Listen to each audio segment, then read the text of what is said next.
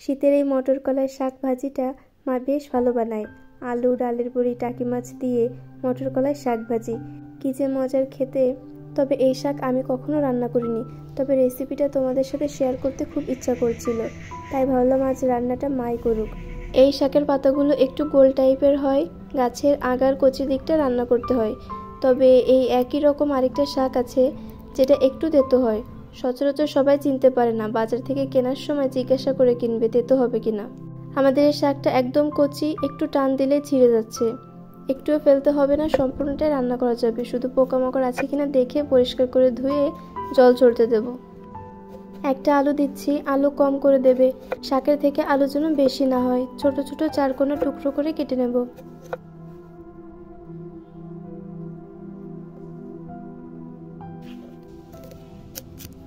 মাঝারি আকারে 2টা পেঁয়াজ আর 2টা রসুন খোসা ছাড়িয়ে কুচি করে নেব।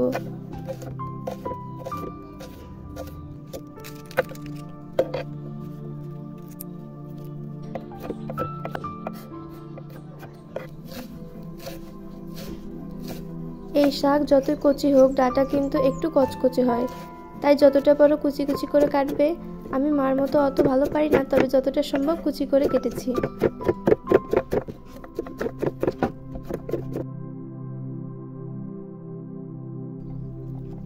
বেশ কটা টাকি মাছ নিয়েছি, শাকের মধ্যে দেখতে ভালো লাগবে বলে একটু ছোট করে কেটে নিচ্ছি। ওই প্রত্যেকটা মাছ 2 টুকরো।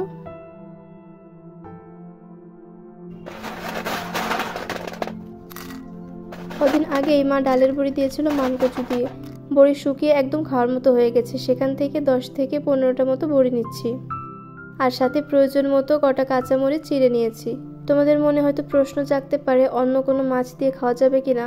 আমরা সবসময় টাকি মাছ দিয়ে খেয়েছি, এই মাছ দিয়েই বেশি ভালো লাগে। অন্য কোনো মাছের মধ্যে চিংড়ি মাছ দিয়ে খাওয়া যেতে পারে।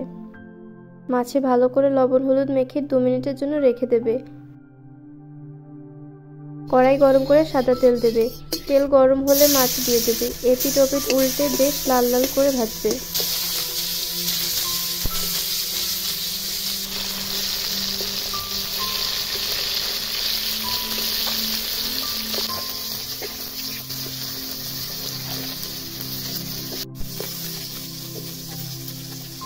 মাছ ভাজা হয়ে গেছে, তুলে নিচ্ছি।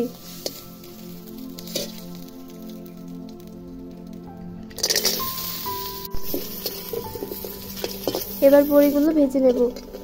বড়িগুলো বেশ লাল লাল করে ভেজে তুলে রাখবো। কড়াই আরো কিছুটা তেল দিয়ে আলুগুলো তেলে ছাড়বে।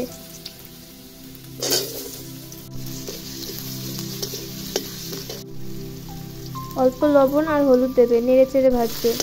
আলুগুলোতে রং ধরলে খুন্তি দিয়ে চাপ দিয়ে দেখবে সেদ্ধ হয়েছে কিনা। সেদ্ধ হয়ে গেলে তুলে রাখবে।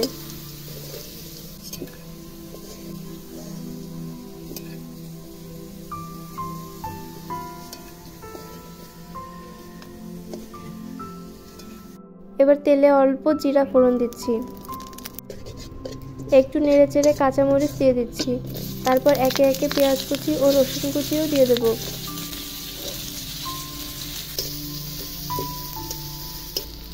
পরিমাণ মতো লবণ ও হলুদ দিয়ে নেড়ে চেড়ে ভাজবো।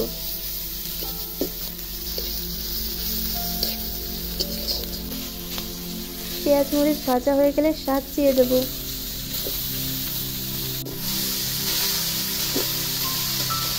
একটু নেড়ে চেড়ে বড়িগুলোও দিয়ে দেবো। আগে থেকেই বড়ি দিলে ভালো সেদ্ধ হবে। বড়িগুলো খুন্তি দিয়ে একটু ভেঙে ভেঙে দেবে, খেতে ভালো লাগবে।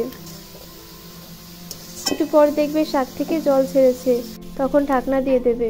ঢেকে ঢেকে ভাজলে তাড়াতাড়ি সেদ্ধ হবে। মাঝে মাঝে ঢাকনা তুলে একটু নেড়ে চেড়ে দেবে। শাক সেদ্ধ হতে হতে মাছের কাঁটাগুলো ছাড়িয়ে নিচ্ছি।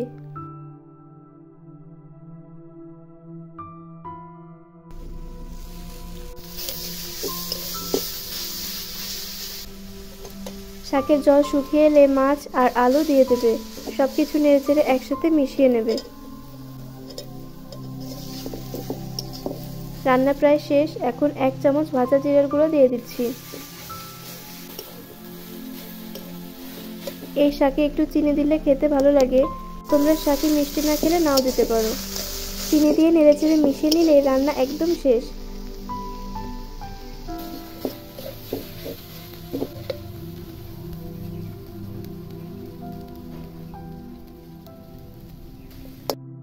আগেই বলেছি এই শাক একটু কচকচে হয়, তবুও খেতে খুব ভালো লাগে।